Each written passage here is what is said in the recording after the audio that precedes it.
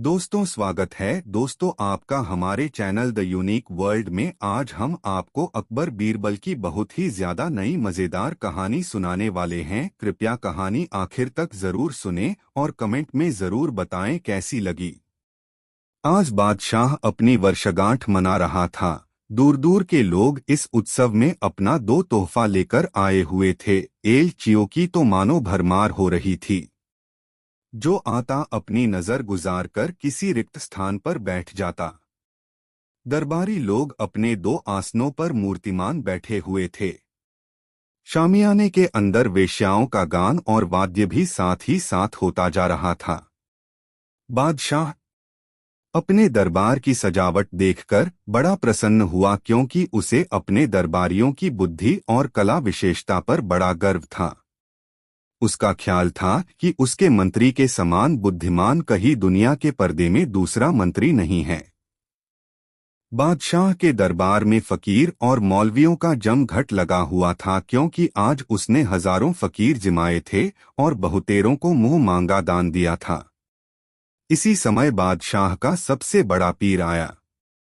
बादशाह ने भी पीर साहब की बड़ी आव भगत की और उन्हें सर्वोत्तम पदार्थ भेंट में दिया। हर तरफ प्रसन्नता का साम्राज्य था। जिधर देखो उधर लोग बादशाह को दुआ देते सुनाई पड़ते थे। इस नज़ारे को देखकर बीरबल हंस पड़ा।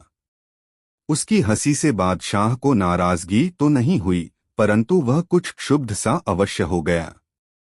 जब सब लोग चले गए तो बादशाह ने बीरबल से पूछा, क्यों बीरबल, बतला सकते हो कि पीर बड़ा होता है व यकीन? बीरबल ने उत्तर दिया, पृथ्वीनाथ, यकीन बड़ा होता है। बादशाह ने बीरबल की बात काट दी और बोला, भला कभी पीर से बढ़कर यकीन भी हो सकता है? बिना पीर के हुए विश्वास कैसे होगा? बीरबल ने कहा, नहीं शाहनशाह, यकीन ही पीर से बड़ा है। बादशाह उसके इस उत्तर से कुछ झल्लाकर कहा, बीरबल, यह तू क्या कहता है?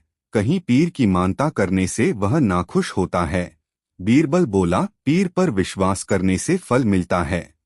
हम हिंदू मूर्ति का पूजन करते हैं, परंतु वह मूर्ति हमें फल नहीं देती, बल्कि उस पर विश्वास करने से हमें देवताओं द्वारा फल मिलता है। बादशाह को बीरबल के ऐसे उत्तर से संतोष नहीं हुआ। तदर्थ क्रोधित होकर बीरबल से कहा, तुमको प्रमाणों द्वारा सिद्ध कर दिखाना होगा कि पीर से आस्था बड़ी है। बीरबल बोला, मुझे स्वीकार है।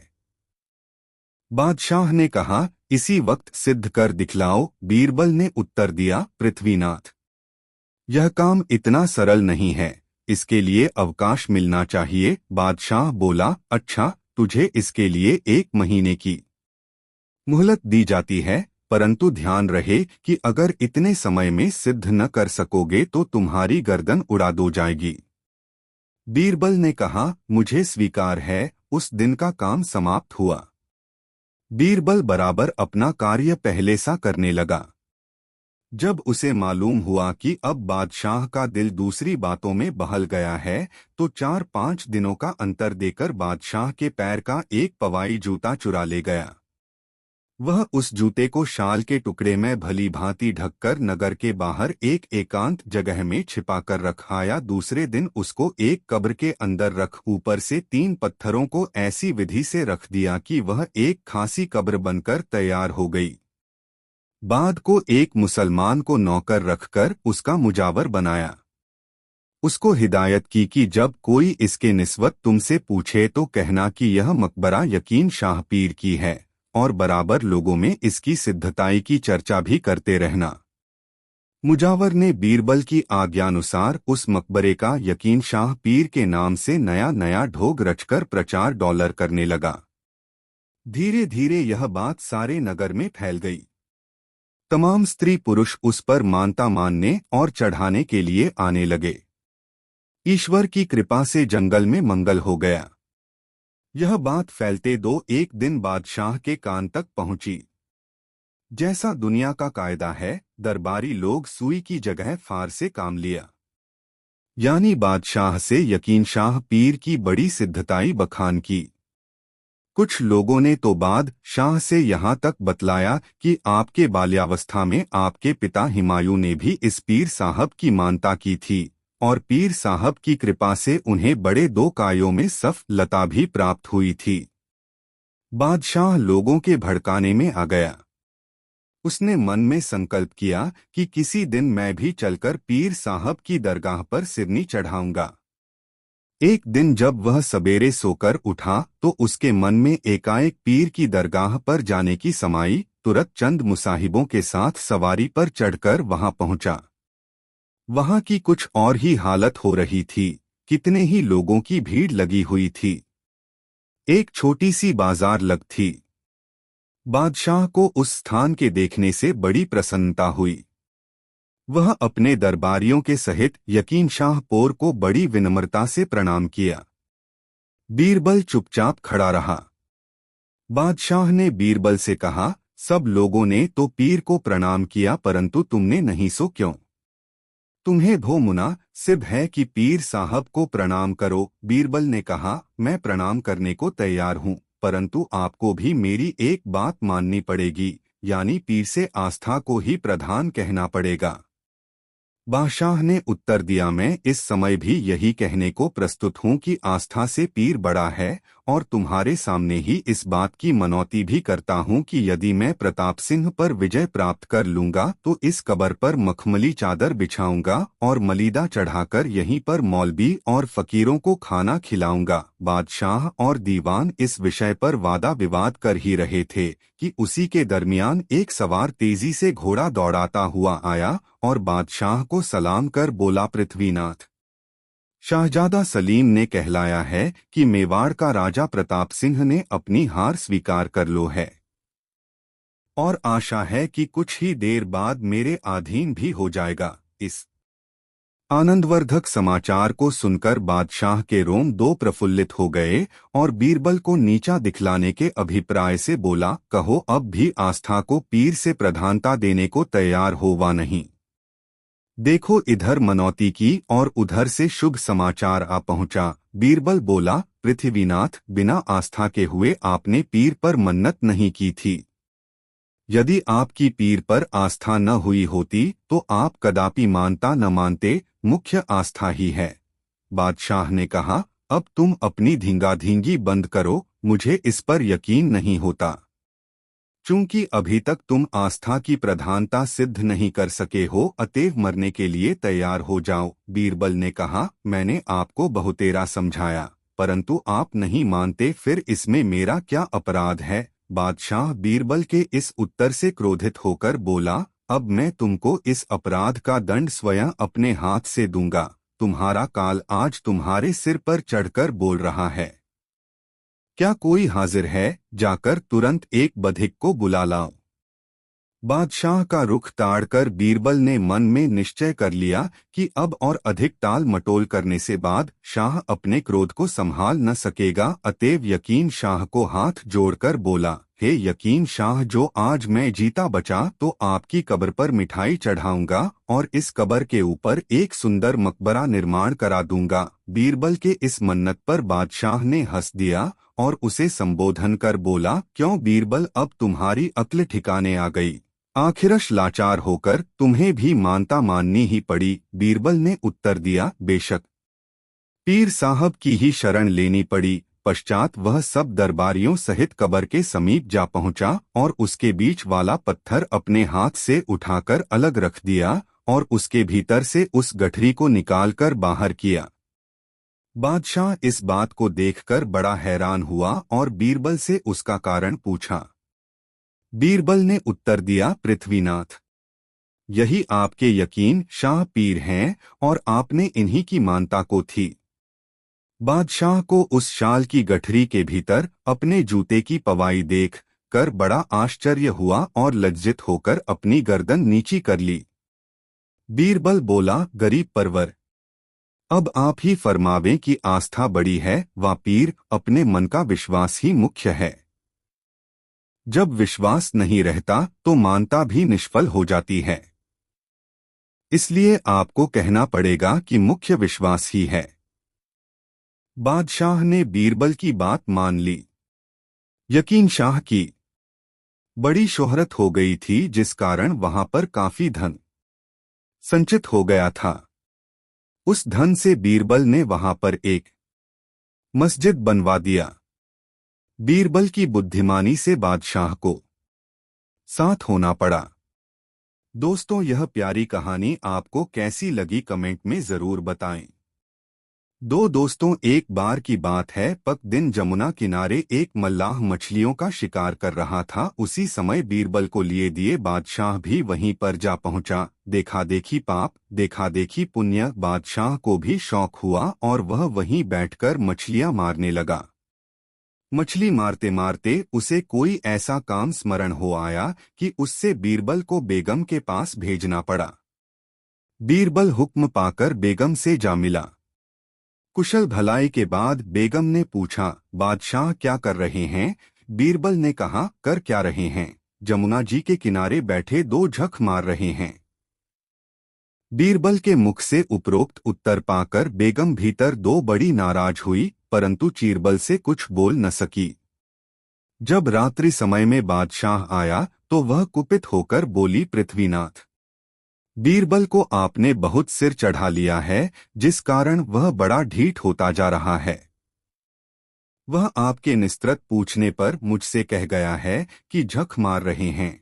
आपको उचित है कि उसको ऐसा कठोर दंड दें ताकि वह फिर ऐसी गुस्ताखी न करे। यह सुनकर बादशाह को बड़ा विस्मय हुआ और उसी क्षण बीरबल को दंड देने का प्रण किया। कुछ समय बाद चपरासी द्वारा बीरबल को बुलवाया।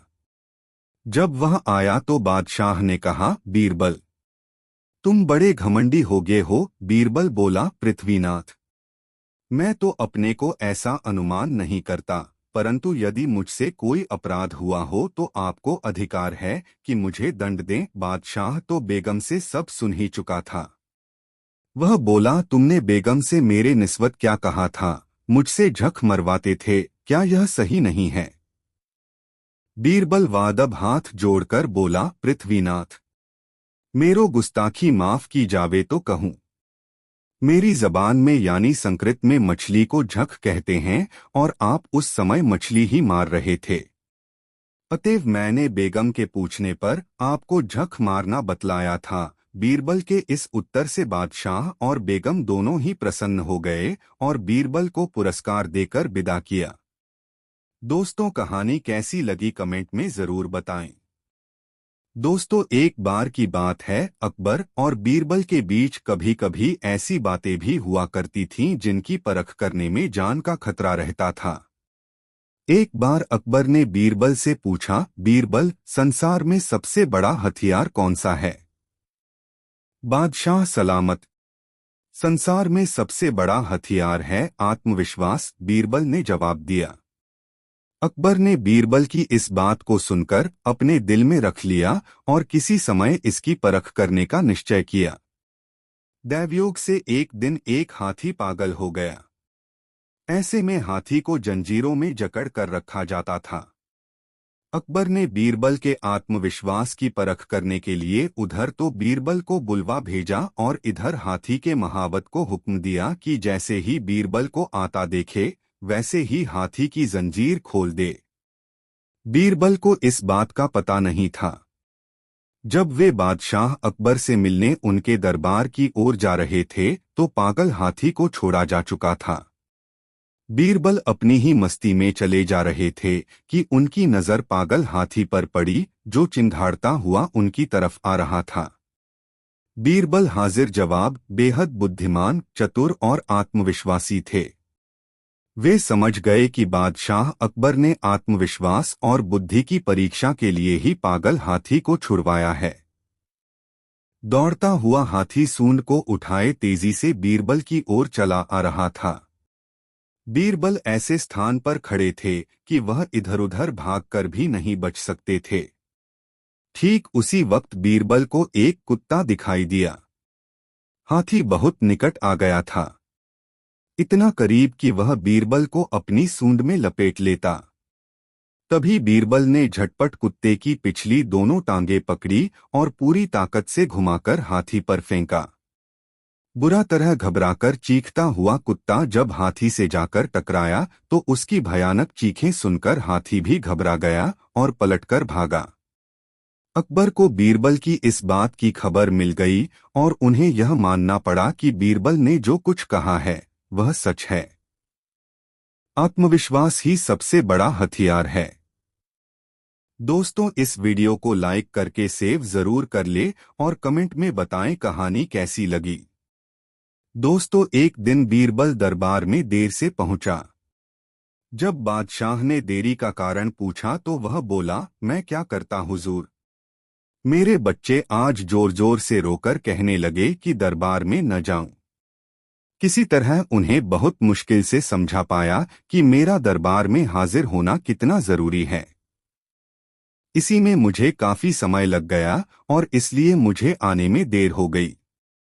बादशाह को लगा कि बीरबल बहानेबाजी कर रहा है। बीरबल के इस उत्तर से बादशाह को तसल्ली नहीं हुई। वे बोले, मैं तुमसे सहमत नहीं हूं। किसी भी बच्चे को समझाना इतना मुश्किल नहीं जितना तुमने बताया। इसमें इतनी देर तो लग ही नहीं सकती। बीरबल हंसता हुआ बोला, हुजूर, बच्चे को गुस्सा करना या डपटना तो बहुत सरल है, लेकिन किसी बात को विस्तार से समझा पाना बेहद कठिन। अकबर बोले, मूर्खों जैसी बात मत करो। मेरे पास कोई भी बच्चा लेकर आओ, मैं तुम्हें दिखाता हूं कि कितना आसान है यह काम। ठीक है जहां पनाह, बीरबल बोला, मैं खुद ही बच्चा बन जाता हूं और वैसा ही व्यवहार करता हूं। तब आप एक पिता की भांति मुझे संतुष्ट करके दिखाएं। फिर बीरबल ने छोटे बच्चे की तरह बर्ताव करना शुरू कर दिया। उसने तरह तरह के मुंह बनाकर अकबर को चिढ़ाया और किसी छोटे बच्चे की तरह दरबार में यहाँ वहां उछलने कूदने लगा। उसने अपनी पगड़ी जमीन पर फेंक दी। फिर वह जाकर अकबर की गोद में बैठ गया और लगा उनकी मूंछों से छेड़छाड़ करने। बादशाह कहते ही रह गए, नहीं नहीं मेरे बच्चे, ऐसा मत करो, तुम तो अच्छे बच्चे हो न। सुनकर बीरबल ने जोर जोर से चिल्लाना शुरू कर दिया। तब अकबर ने कुछ मिठाइयां लाने का आदेश दिया, लेकिन बीरबल जोर जोर से चिल्लाता ही रहा। अब बादशाह परेशान हो गए, लेकिन उन्होंने धैर्य बनाए रखा। वह बोले, बेटा, खिलौनों से खेलोगे? देखो कितने सुंदर खिलौने हैं। बीरबल रोता हुआ बोला, नहीं, मैं तो गन्ना खाऊंगा। अकबर मुस्कराए और गन्ना लाने का आदेश दिया। थोड़ी ही देर में एक सैनिक कुछ गन्ने लेकर आ गया, लेकिन बीरबल का रोना नहीं थमा। वह बोला, मुझे बड़ा गन्ना नहीं चाहिए, छोटे छोटे टुकड़े में कटा गन्ना दो। अकबर ने एक सैनिक को बुलाकर कहा कि वह एक गन्ने के छोटे छोटे टुकड़े कर दे। यह देखकर बीरबल और जोर से रोता हुआ बोला, नहीं, सैनिक गन्ना नहीं काटेगा, आप खुद काटें इसे। अब बादशाह का मिजाज बिगड़ गया, लेकिन उनके पास गन्ना काटने के अलावा और कोई चारा न था। और करते भी क्या, खुद अपने ही बिछाए जाल में फंस गए थे वह। गन्ने के टुकड़े करने के बाद उन्हें बीरबल के सामने रखते हुए बोले, अकबर, लो इसे खा लो बेटा। अब बीरबल ने बच्चे की भांति मचलते हुए कहा, नहीं, मैं तो पूरा गन्ना ही खाऊंगा। बादशाह ने एक साबुत गन्ना उठाया और बीरबल को देते हुए बोले, लो पूरा गन्ना और रोना बंद करो। लेकिन बीरबल रोता हुआ ही बोला, नहीं, मुझे तो इन छोटे टुकड़ों से ही साबुत गन्ना बनाकर दो। कैसी अजब बात करते हो तुम, यह भला कैसे संभव है? बादशाह के स्वर में क्रोध भरा था, लेकिन बीरबल रोता ही रहा। बादशाह का धैर्य चुक गया। बोले, यदि तुमने रोना बंद नहीं किया तो मार पड़ेगी तब। अब बच्चे का अभिनय करता बीरबल उठ खड़ा हुआ और हंसता हुआ बोला, नहीं नहीं, मुझे मत मारो हुजूर। अब आपको पता चला कि बच्चे की बेतुकी जिदों को शांत करना कितना मुश्किल काम है। बीरबल की बात से सहमत थे अकबर। बोले, हाँ ठीक कहते हो। रोते चिल्लाते जिद पर अड़े बच्चे को समझाना बच्चों का खेल नहीं। दोस्तों, कहानी कैसी लगी कमेंट में जरूर बताएं। एक दिन बादशाह अकबर ने ऐलान किया कि जो भी मेरे सवालों का सही जवाब देगा उसे भारी इनाम दिया जाएगा। सवाल कुछ इस प्रकार से थे। ऐसा क्या है जो आज भी है और कल भी रहेगा? ऐसा क्या है जो आज भी नहीं है और कल भी नहीं होगा? ऐसा क्या है जो आज तो है लेकिन कल नहीं होगा? इन तीनों सवालों के उदाहरण भी देने थे। किसी को भी चतुराई भरे इन तीनों सवालों का जवाब नहीं सूझ रहा था। तभी बीरबल बोला, हुजूर, आपके सवालों का जवाब मैं दे सकता हूँ, लेकिन इसके लिए आपको मेरे साथ शहर का दौरा करना होगा। तभी आपके सवाल सही ढंग से हल हो पाएंगे। अकबर और बीरबल ने वेश बदला और सूफियों का बाना पहनकर निकल पड़े। कुछ ही देर बाद वे बाजार में खड़े थे। फिर दोनों एक दुकान में घुस गए। बीरबल ने दुकानदार से कहा, हमें बच्चों की पढ़ाई के लिए मदरसा बनाना है, तुम हमें इसके लिए 1000 रुपए दे दो। जब दुकानदार ने अपने मुनीन से कहा कि इन्हें 1000 रुपए दे दो तो बीरबल बोला, जब मैं तुमसे रुपए ले रहा हूँगा तो तुम्हारे सिर पर जूता मारूंगा। हर 1 रुपए के पीछे 1 जूता पड़ेगा। बोलो, तैयार हो? यह सुनते ही दुकानदार के नौकर का पारा चढ़ गया और वह बीरबल से 2-2 हाथ करने आगे बढ़ाया। लेकिन दुकानदार ने नौकर को शांत करते हुए कहा, मैं तैयार हूं, लेकिन मेरी एक शर्त है। मुझे विश्वास दिलाना होगा कि मेरा पैसा इसी नेक काम पर खर्च होगा। ऐसा कहते हुए दुकानदार ने सिर झुका दिया और बीरबल से बोला कि जूता मारना शुरू करें। तब बीरबल व अकबर बिना कुछ कहे सुने दुकान से बाहर निकल आए। दोनों चुपचाप चले जा रहे थे कि तभी बीरबल ने मौन तोड़ा, बंदा परवर। दुकान में जो कुछ हुआ उसका मतलब है कि दुकानदार के पास आज पैसा है और उस पैसे को नेक कामों में लगाने की नीयत भी, जो उसे आने वाले कल भविष्य में नाम देगी। इसका एक मतलब यह भी है कि अपने नेक कामों से वह जन्नत में अपनी जगह पक्की कर लेगा। आप इसे यूं भी कह सकते हैं कि जो कुछ उसके पास आज है कल भी उसके साथ होगा। यह आपके पहले सवाल का जवाब है। फिर वे चलते हुए एक भिखारी के पास पहुंचे। उन्होंने देखा कि एक आदमी उसे कुछ खाने को दे रहा है और वह खाने का सामान उस भिखारी की जरूरत से कहीं ज्यादा है। तब बीरबल उस भिखारी से बोला, हम भूखे हैं, कुछ हमें भी दे दो खाने को। यह सुनकर भिखारी बरस पड़ा, भागो यहां से, जाने कहां से आ जाते हैं मांगने। तब बीरबल बादशाह से बोला, यह रहा हुजूर आपके दूसरे सवाल का जवाब। यह भिखारी ईश्वर को खुश करना नहीं जानता। इसका मतलब यह है कि जो कुछ इसके पास आज है वो कल नहीं होगा। दोनों फिर आगे बढ़ गए। उन्होंने देखा कि एक तपस्वी पेड़ के नीचे तपस्या कर रहा है। बीरबल ने पास जाकर उसके सामने कुछ पैसे रखे। तब वह तपस्वी बोला, इसे हटाओ यहां से, मेरे लिए यह बेईमानी से पाया गया पैसा है। ऐसा पैसा मुझे नहीं चाहिए। अब बीरबल बोला, हुजूर, इसका मतलब यह हुआ कि अभी तो नहीं है लेकिन बाद में हो सकता है। आज यह तपस्वी सभी सुखों को नकार रहा है, लेकिन कल यही सब सुख इसके पास होंगे। और हुजूर, चौथी मिसाल आप खुद हैं। पिछले जन्म में आपने शुभ कर्म किए थे, जो यह जीवन आप शानो शौकत के साथ बिता रहे हैं, किसी चीज की कोई कमी नहीं। यदि आपने इसी तरह ईमानदारी और न्यायप्रियता से राज करना जारी रखा तो कोई कारण नहीं कि यह सब कुछ कल भी आपके पास न हो।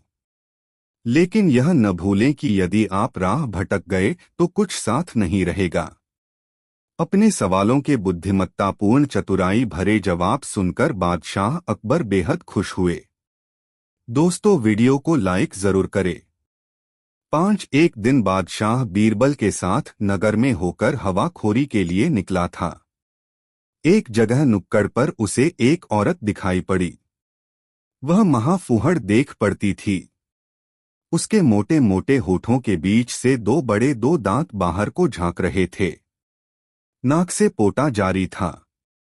मलिन वस्त्र, खुले बाल और शरीर पर मिट्टी पानी मिश्रित दाग पड़े हुए थे। बात करते समय मुंह से थूक बाहर निकला आता था। कहाँ तक कहें वह सर्वांग फूहड़ थी। राजा की तो बात ही अलग है, उसके हाथ के स्पर्श किए फल तक भी किसी रंग का खाने को जी नहीं चाहता था। वह स्त्री गर्भिणी थी। यह देखकर बादशाह को बड़ा आश्चर्य हुआ और वे बीरबल से बोले, बीरबल, जरा कामदेव का प्रबल प्रभाव तो देखो। जिसके देखने मात्र से घृणा उत्पन्न होती है, उसके साथ रमण करने वाला भला कैसा होगा। बीरबल ने उत्तर दिया, पृथ्वीनाथ, भूखे को जूठा मीठा नहीं सुझता। निद्रा देवी के आवाहन के समय मुलायम सेज व जमीन का विचार नहीं उठता। उसी प्रकार काम की ज्वाला के सामने भी भले बुरे का परिज्ञान भूल जाता है। उस समय काम से पीड़ित व्यक्ति को न जात सूझता है न कुजात। आपको अन्वेषण करने पर ऐसे बहुतेरे पुरुष मिलेंगे जो देखने में तो बड़े सुंदर और फिटिक बाज होंगे, परंतु ऐसी दो गलीज जगहों में उन्हीं का नंबर निकलता है। बादशाह ने कहा, हाँ, तुम्हारा कहना भी सत्य हो सकता है। इसलिए मैं चाहता हूं कि इससे रमण करने वाले की खोज की जाए। मैं उसे देखना चाहता हूं। बीरबल बोला, शायद कुछ देर अगल बगल के लोगों से पूछताछ करने पर कुछ भेद खुले। ऐसा विचार कर वे वहां से कुछ दूर निकल गए, परंतु बीरबल को उस बात की ही धुन बंधी रही। वह बराबर उसी स्त्री की तरफ लगा हुआ था। थोड़ी देर बाद एक ऐसी घटना घटी कि एक कामी पुरुष उसके बगल से होकर निकला और उस स्त्री से कुछ संकेत द्वारा कहकर आप आगे निकल गया। वह देखने में किसी उच्च कुल का जान पड़ता था, परंतु स्वभाव से लंपट प्रकट होता था। बीरबल ने उसे बादशाह को दिखाकर कहा, पृथ्वीनाथ, यही पुरुष उस स्त्री का यार जान पड़ता है। बादशाह को बीरबल की बातों से आश्चर्य हुआ और वे बोले, इस पर कैसे विश्वास किया जाए। बीरबल ने उत्तर दिया, उसकी तरफ कुछ देर तक ध्यान पूर्वक देखने से आपको स्वयं सिद्ध हो जाएगा। बादशाह ने बीरबल के कहने का अनुसरण किया। वे अनजानों की तरह उसकी दृष्टि बचा कर बराबर उसी तरफ देखते रहे। कुछ कालोपरांत वह लंपट फिर घूम कर आया और अंगुली के संकेत से उसे कुछ कहकर आप अग्रसर हुआ। महामाया भी उसके पोछेर चली। कुछ देर के बाद वे दोनों एक गली में मुड़कर इनकी आंखों से ओझल हो गए। यह देखकर बादशाह का भ्रम मिटे गया और उन्हें उस लंपट का जार उस होना निश्चित हो गया, परंतु फिर भी उधर ही दृष्टि अड़ाए रहे। अब ये दोनों आगे बढ़े। बादशाह को बीरबल को परिख पर बड़ा आश्चर्य हो रहा था, इसलिए बीरबल को छेड़कर बोले, बीरबल, तुम्हारी परिख तो बड़ी सच्ची निकली, परंतु यह तो बतलाओ कि पहले तुमने उसको कैसे पहचाना था। बीरबल बोला, पृथ्वीनाथ, यह सब आंखों की खूबियां हैं। हम लोग नगर में निकलते हैं तो बराबर रास्ते में आने जाने वालों की चाल ढाल का निरीक्षण किया करते हैं, जिससे आंखों को मनुष्यों से मिलकर व दूर से देखकर उनके आचरण समझ लेने की शक्ति प्राप्त हो गई है। मैं बहुत देर से बराबर उस लंपट की हरकतों को देख रहा था। पहले जब वह आया तो उसके हाथ पर केवल खैनी थी। चूने की तलाश में अगल बगल की दीवालों को देखता जा रहा था। दैवात एक संडास पर ताजा चूना छुआ गया था। झट अंगुलियों से चूना पोंछकर खैनी बनाकर खा लिया। अब आप ही बतलाएं कि जो संडास का चूना खैनी में मिलाकर खाने में नहीं हिचकता, उसके लिए यह काम करना कौन सा आश्चर्य है। उसी समय मुझे विदित हो गया कि यह व्यक्ति व्यसनों का संचा गुलाम है। बादशाह को बीरबल की ऐसी गुप्त पहचान से बड़ी प्रसन्नता हुई और वह घर आकर उसको एक जोड़ी दुशाला पारितोषिक दिया। दोस्तों, वीडियो को एक छोटा सा लाइक जरूर कर दे। 3 दोस्तों, एक दिन बादशाह प्रफुल्लित चित्त हो अपने पुत्र को गोदी में लिए हुए खेला रहे थे। इसी बीच बीरबल भी वहां आ पहुंचा। बादशाह तुरंत पूछ बैठे, बीरबल कोई लावे नर, पीर, बबरची, भिश्ती, खर? बीरबल ने कहा, पृथ्वीनाथ, मैं कल इस सवाल का जवाब ढूंढ कर लाऊंगा। जब संध्या समय वह लौटकर घर जाने लगा तो रास्ते में एक गरीब ब्राह्मण के घर पहुंचा और उसको 5 रुपए देकर बोला, देखो कल तुम्हें 10 बजे मेरे साथ दरबार में चलना होगा। अपने खाने पीने का प्रबंध कर ठीक समय पर तैयार रहना। वह बोला, बहुत अच्छा, ताबेदार हर एक आज्ञाओं को अक्षरशः पालन करने के लिए तैयार है। दूसरे दिन बीरबल ठीक समय पर उसे लेकर दरबार में हाजिर हुआ। बादशाह ब्राह्मण को देखकर बीरबल का भावार्थ समझ गए और उससे पूछे, साबित करो कि इस मनुष्य में कल वाले चारों चुन विद्यमान हैं। बीरबल दोनों हाथ जोड़कर बोला, पृथ्वीनाथ, यह पुजाते समय पीर होता है और ब्राह्मण के हाथ का बनाया भोजन सभी लोग खाते हैं। इस संबंध से बावर्च है, पौसरा चलाने का काम ब्राह्मण से लिया जाता है, इसलिए पानी पिलाते समय यह भिश्ती बन जाता है। परदेश में जाने पर इसी के सर बोझ भी लादा जाता है, इसलिए ऐसा काम करने से खर भी कहा जा सकता है। केवल एक ब्राह्मण को नौकर रखने से चारों काम आसानी से निकल आते हैं। पूजन के समय इसकी पैर पूजा कर पीर बना लीजिए। समय पर रोटी बनवाकर बबरची बनाइए। प्यास लगे तो इससे भिश्ती का काम कराइए, यानी वह पानी भी पिला देगा। और चाहे जब बोझा भी दुलवाकर खर का काम भी सुगमता से करा लीजिए, यानी यह उन समस्त चारों कामों को भली भांति कर सकता है। बादशाह बीरबल का उत्तर सुनकर मन में प्रसन्न हो मुस्करा दिए। बीरबल उस गरीब ब्राह्मण को 25 रुपए पुरस्कार देकर विदा किया। दोस्तों, वीडियो कैसा लगा कमेंट में जरूर बताएं। 4 एक रोज बादशाह ने बीरबल से पूछा, क्या यह बात सही है कि कारीगर लोग मालिक की आंखों में धूल झोंककर अपना उल्लू सीधा कर लेते हैं? इस विषय की लोगों में बराबर चर्चा सुनने में आती है। बीरबल ने कहा, पृथ्वी नाथ, यह तो आंख देखी और कान सुनी बात है। जो जिस काम को करता है वह उसमें पंडित हो जाता है। बादशाह ने फिर पूछा, तो क्या सुनार, लोहार, दर्जी पेशा के सभी चोर ही होते हैं? बीरबल ने उत्तर दिया, मैं यह कैसे कह सकता हूँ कि सभी कारीगर चोर ही होते हैं, परंतु फिर भी कितनों की चोरी सबको विदित हो चुकी है। जैसे सुनार ही को लीजिए, इनके संबंध में लोगों का विश्वास है कि कोई चाहे कितनी ही इनकी चौकसी करे, परंतु ये येनकेन प्रकारेण माल में से चोरी कर ही लेते हैं।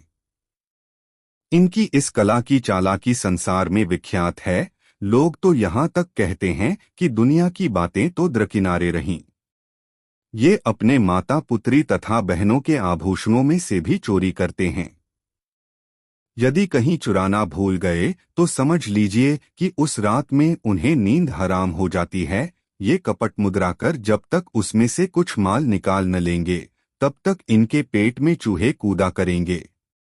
इस संबंध की एक घटना मेरी आंखों के सामने भी घटी है, उस पर जरा विचार कीजिए।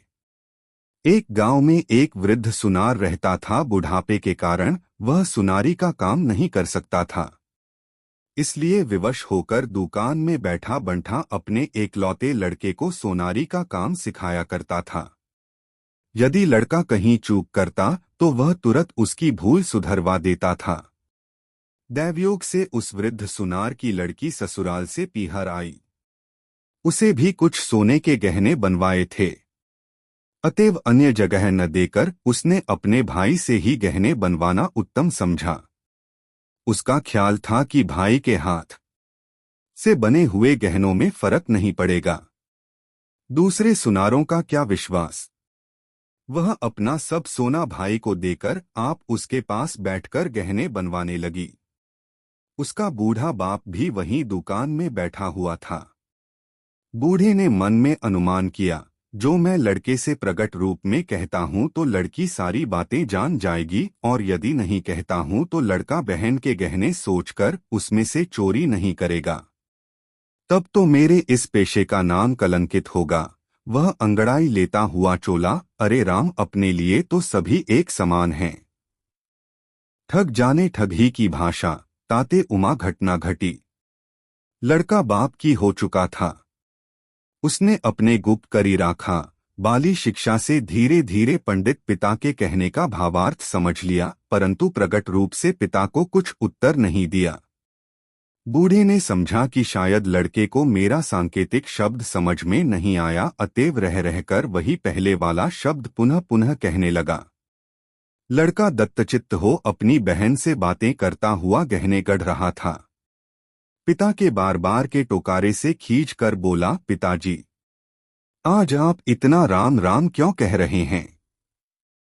अरे राम ने तो बहुत पहले ही लंका नगरी को लूट लिया था, अब उसमें रखा ही क्या है?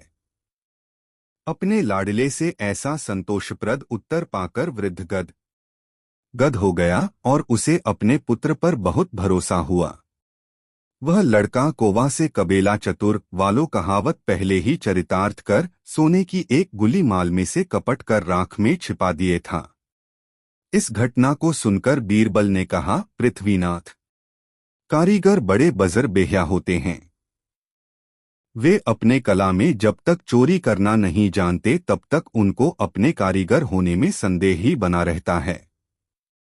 आप इसे पक्का समझें कि जो जितना बड़ा कारीगर होता है वह उतना ही चोर भी होता है। यही इनकी विशेषता है कि माल चुरा लेते हैं और दूसरों पर इनका भेद प्रकट नहीं होने पाता। सुनार तो शास्त्रों द्वारा इस फन में विख्यात हैं।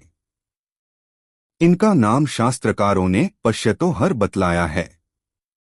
इसका भावार्थ यह है कि यह आंख के सामने ही चोरी करते हैं, परंतु देखने वालों की बुद्धि कुछ काम नहीं करती।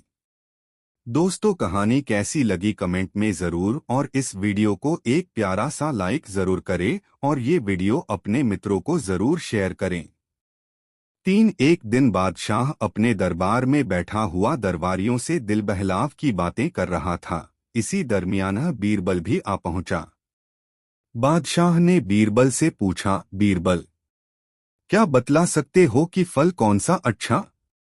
दूध किसका अच्छा, पत्ता किसका अच्छा, फूल कौन सा अच्छा, मिठास कौन सी अच्छी, राजा कौन अच्छा? उपस्थित मंडली में एक भी ऐसा न था जो ऊपर के प्रश्नों का उचित उत्तर देता।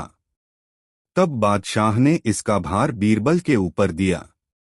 बीरबल बोला, पृथ्वीनाथ, फलों में बेटा अच्छा है जिससे बाप दादों का नाम पुस्त दर पुस्त चला है जाता है। दूध माता का उत्तम होता है जिससे सबका पालन पोषण होता है। पत्ता पान का अच्छा होता है, इसके देने से नौकर स्वामिभक्त हो जाता है, यहाँ तक कि उसके लिए प्राण तक न्योछावर करने को उद्यत हो जाता है। फूल कपास का अच्छा होता है कारण कि उसके सहारे संसार भर की लज्जा रहती है। मिठास वाणी की अच्छी होती है जिसके फल स्वरूप बिना पैसा कौड़ी के लोग वश में हो जाते हैं। राजाओं में इंद्र महान है जो पानी बरसाकर जगत को पालता है। बीरबल के ऐसे उत्तर से सब सभासदों के सहित बादशाह अति प्रसन्न हुए और बीरबल को कई बीघे भूमियां जागीर दी।